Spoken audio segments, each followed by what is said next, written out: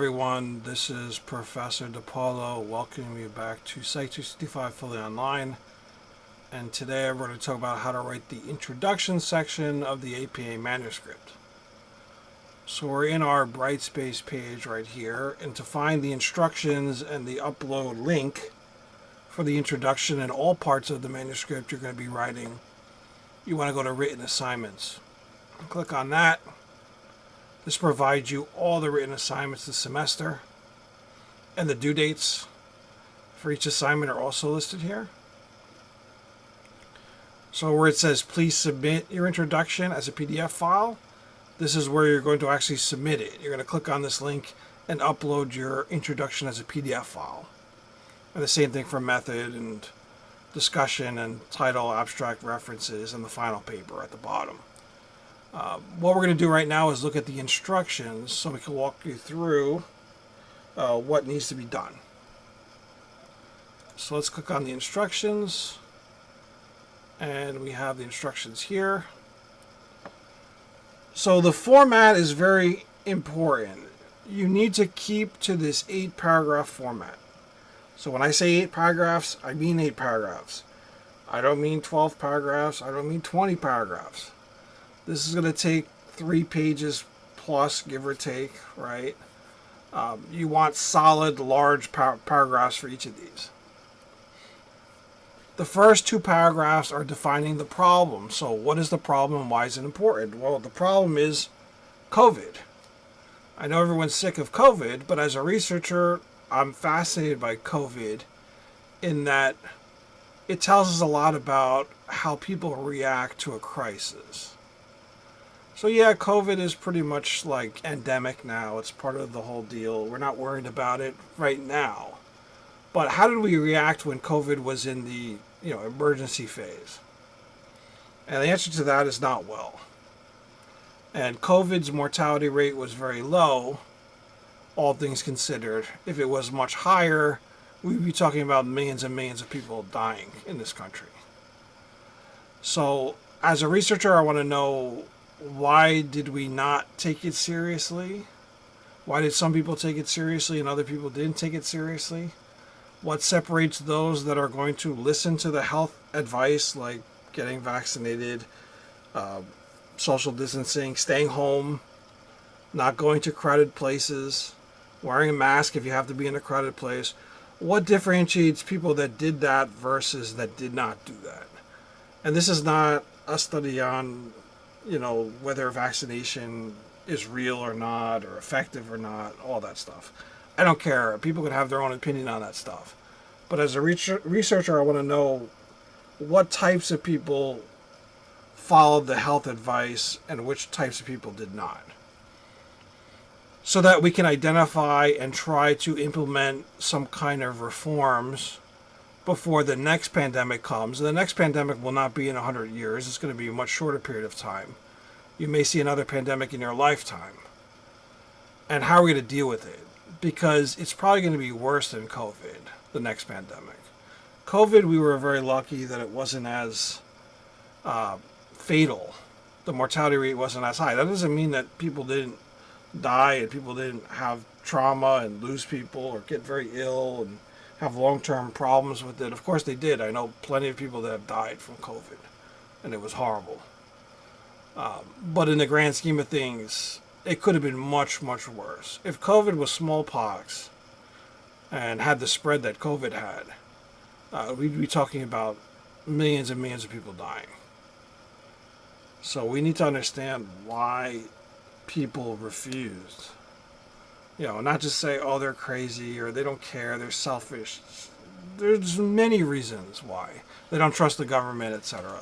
There are many reasons why people got vaccinated, followed the social distancing, stayed home, and other people didn't. And that's one of the keys of the research. So the first 2 paragraphs, what the problem is, which is COVID, talk a little bit about COVID, and why is it important to study. Well, there's a lot of reasons it's important to study, and I think the main one is to prevent, a future disaster with regard to a pandemic. But we need to identify which people are going to follow the health-related advice and other people aren't.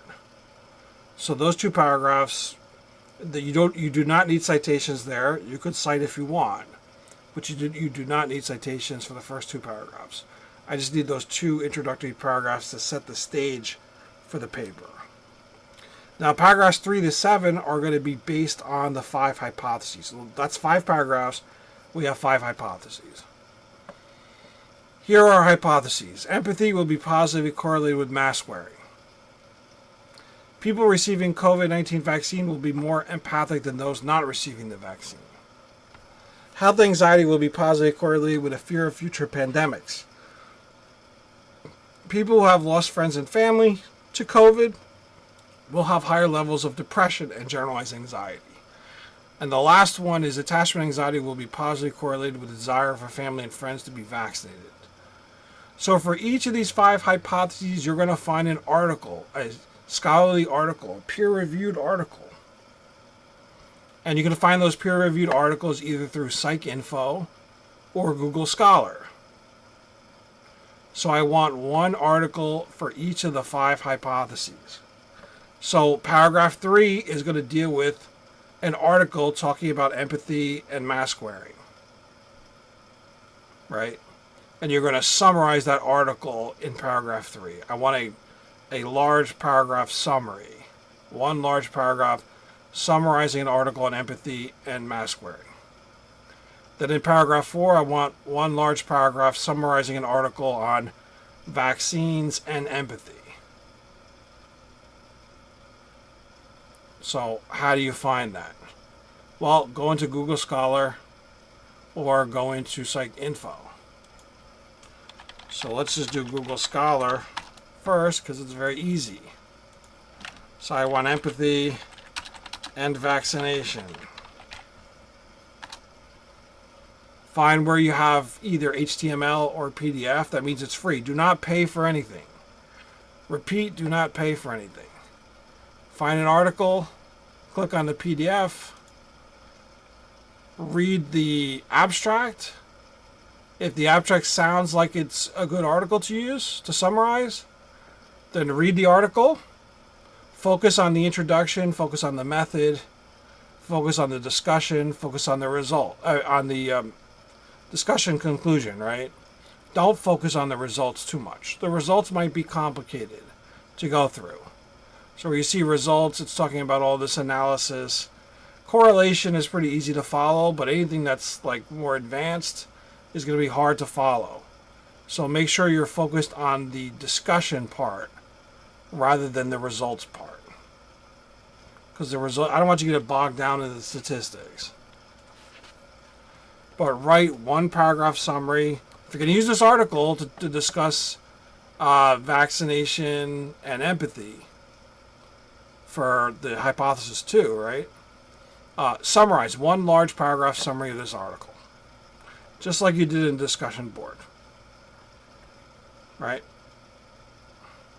Read through the article. You don't need to memorize the article. You can skim through it.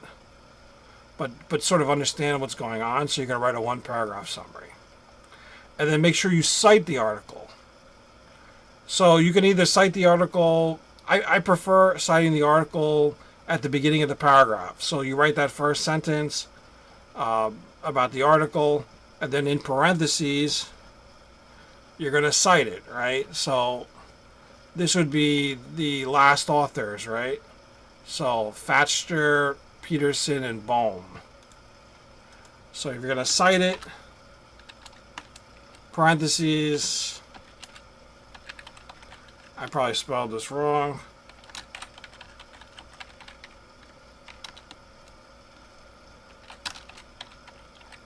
Comma. I might spell their names wrong. I actually spelled Peterson definitely wrong. Make sure you spell their names right. And then find the year. Year is 2021. There's your APA citation. Author, comma, year. In parentheses. If you put the citation after the first sentence, you don't need to keep citing it again and again if you're referring to the same paragraph. Same study, I should say, and that's it. You're done. You cite it once in the paragraph, you've cited it. Right? So very easy. You're going to do this for each of the 5 hypotheses. If you do Google Scholar, let's get out of here. I mean, I did Google Scholar. Let's do PsycInfo, right? Let's do PsycInfo.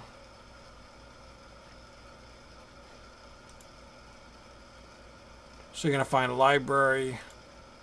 You're going to have to log in if you're not logged in. Databases. And I want psychology database.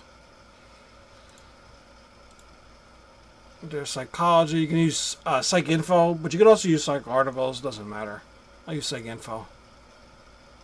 It's asking me to log in, so you're gonna have to log in. I already logged in, so this is it. And if I want empathy and vaccination again,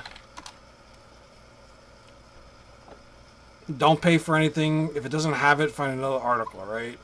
So wherever you see HTML full text or PDF full text, that means it has it. So find an article you want to read the abstract. If that's a good article, then read the article and a 1-paragraph summary. So keep it simple. There's 5 hypotheses. I want 5 1-paragraph summaries. So 5 articles, 1 for each of the 5 hypotheses, and 1-paragraph summary of the article for paragraph 3, 4, 5, 6, 7. So very easy. 7 paragraphs so far. 2 introduction paragraphs. What's the problem? Why is it important to study? You don't need to cite in the first 2 paragraphs if you don't want to. You can, but you don't have to cite. You must cite for paragraphs 3 through 7. You have to cite the article you're summarizing, which I just showed you how to do. So that's the next 5, 1 for each of the 5 hypotheses. Okay. The last paragraph, very easy. You're going to write out the 5 hypotheses. That's all. In a paragraph format. So not listing it, but writing it out.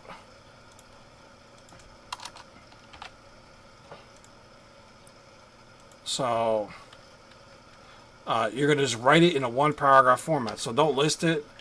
Write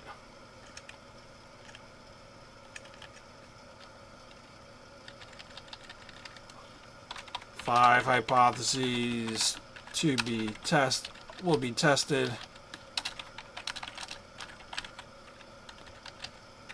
or something along those lines. The first hypothesis, right, is that empathy will be positively correlated. You're writing it in paragraph form, so put it into 1 paragraph. The second hypothesis, the third, whatever. However you want to write it, in 1 paragraph form. Not as a list.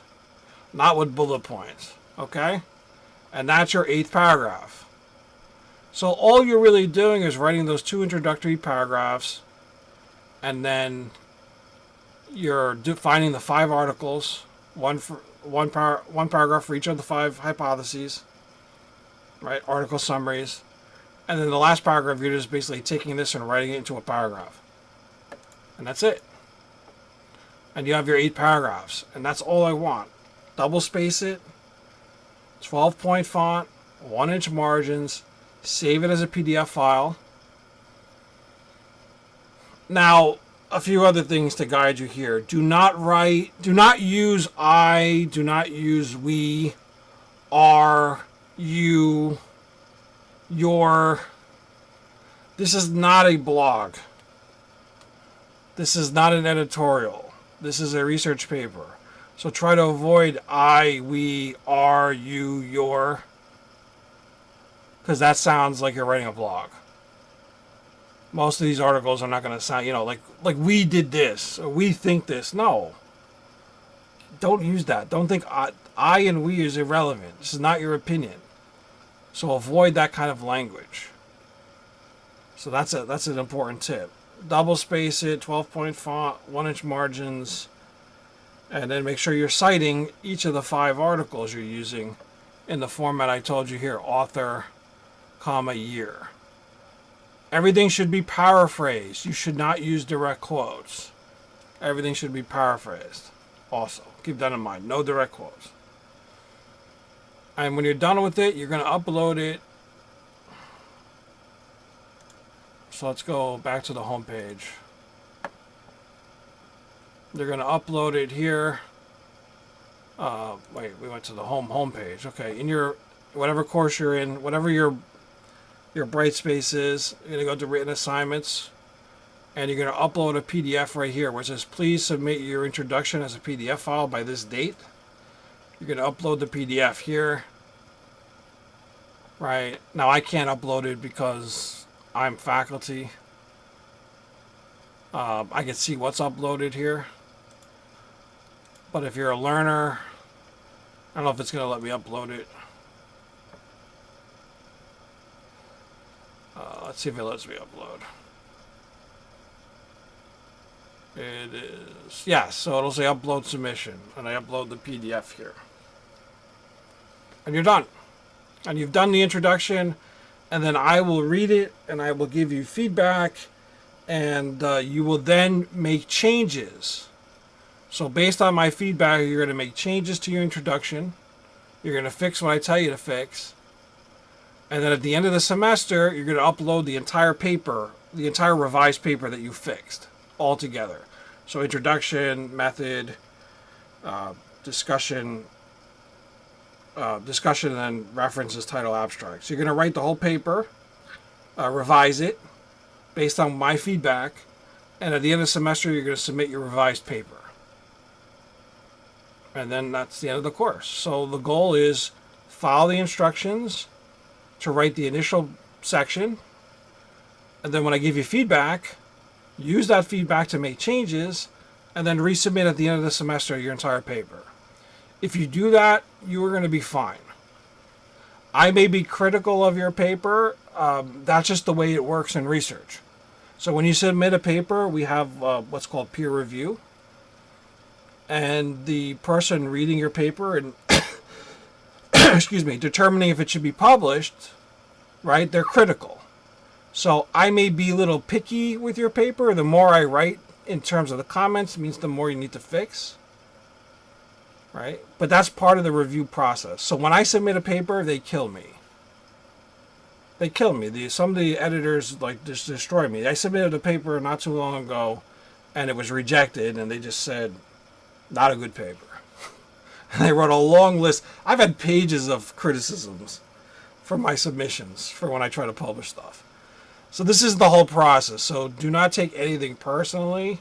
If I say, I don't understand this is not written clearly, I'm trying to help you. This is not to be taken personally, ever. It's constructive feedback. It is not punitive. If you have questions about the feedback or about changes or about any part of the process, you can always email me. I have office hours. You can always meet with me. But it's a pretty basic, straightforward process. You submit, you follow the instructions, you submit, I give you feedback, you change things, and then you resubmit at the end of the semester, and the whole semester is good. You do well in the course, you move on to other bigger and better things. That's it. I'm not here to punish you. I'm here to help you. So for that, that completes the tutorial for the introduction section. If you have any questions, let me know. If not, I'll see you next for the method section. Bye for now.